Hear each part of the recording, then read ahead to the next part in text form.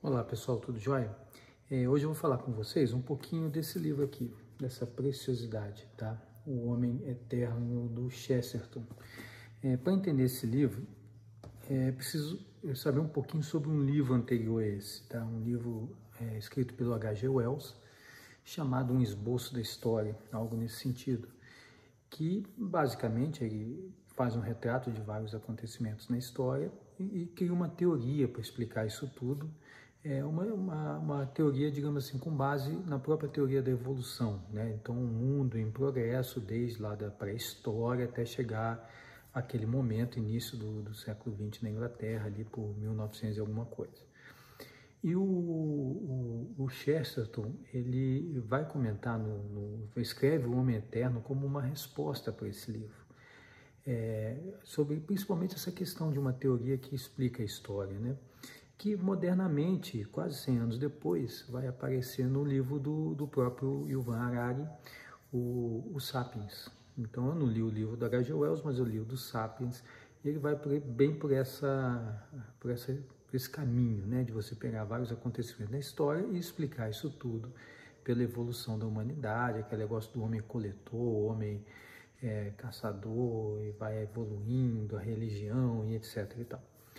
E o Chesterton faz uma observação interessante no Homem Eterno, em que ele diz que os fatos, né, o que o H.G. Wells retratava no livro dele estava correto, os fatos estavam ali. Tá? Esse não é o grande problema. O grande problema é o esboço da história. Tá? É você criar uma explicação para poder dar sentido para aquilo tudo. E ali estaria o erro, tá, do H.G. Wells, de ter, né, essa teoria progressista que tudo explica. E o Chesterton, então, vai escrever o seu esboço da história, que é o Homem Eterno. E ele vai colocar duas questões centrais, tá, nesse livro, que é a questão do homem em relação aos animais. Tá? Então, pela a teoria do H.G. Wells, também parar, o homem é um animal. Né? A diferença dos outros animais é que ele é um animal racional, né? Como dizia Aristóteles, mas ele é um animal com uma vida física, corpórea, aquele negócio todo. Então, é apenas um animal mais inteligente.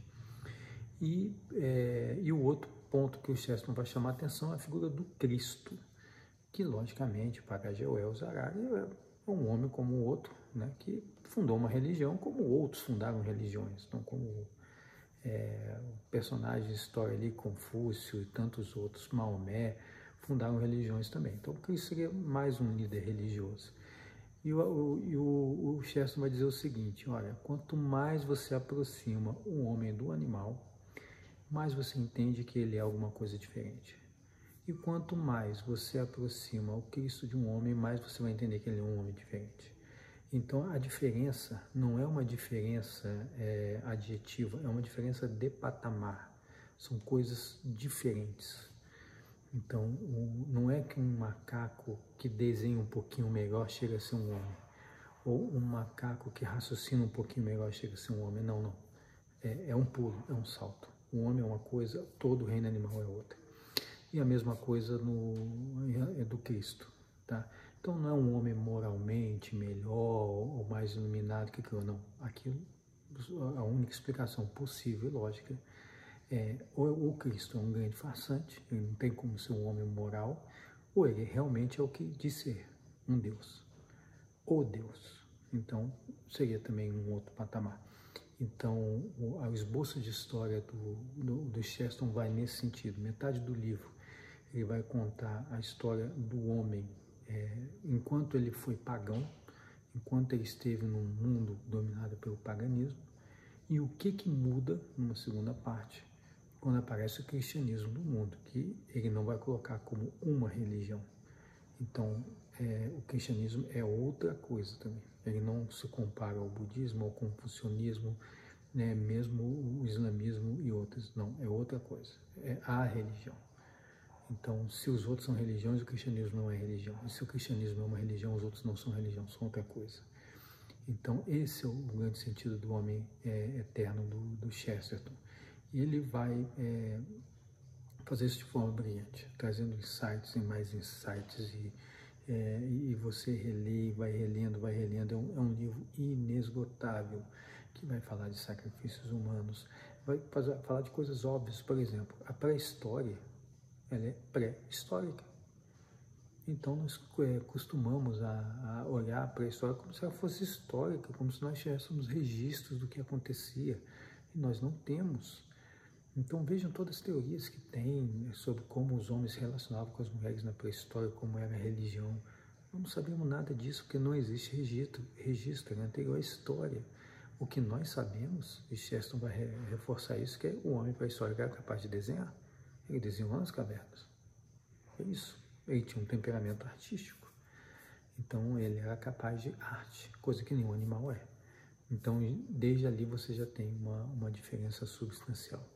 E ele vai tratar desse paganismo, vai contar a história dos diferentes tipos dos demonismos que existiam, da grande guerra que termina essa época toda, que é de Roma com Cartago, que ele diz que o melhor paganismo venceu o pior, né, que Cartago era muito pior em termos de moralidade que os romanos.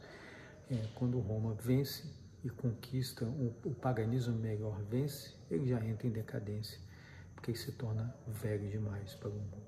E aí vem a grande novidade, que é o Cristo, que é o cristianismo, e ele vai mostrar na segunda parte por que o cristianismo é tão diferente e por que ele causou o impacto que ele causou no mundo. Então esse é o esboço da história do Chesterton, em que as duas coisas substanciais na história do mundo é que existe uma criatura muito estranha chamada homem, e existe um homem muito estranho chamado Cristo. E se você entender esses dois fatos principais, você pode não ter uma teoria da história, e não vai ter, porque a história não acabou, a nossa racionalidade só chega até um ponto, mas você vai entender, principalmente, que quem tenta uma teoria para a história está completamente errado e está inventando coisas. Então aprenda a questionar isso e duvidar que possa haver realmente uma teoria para a história.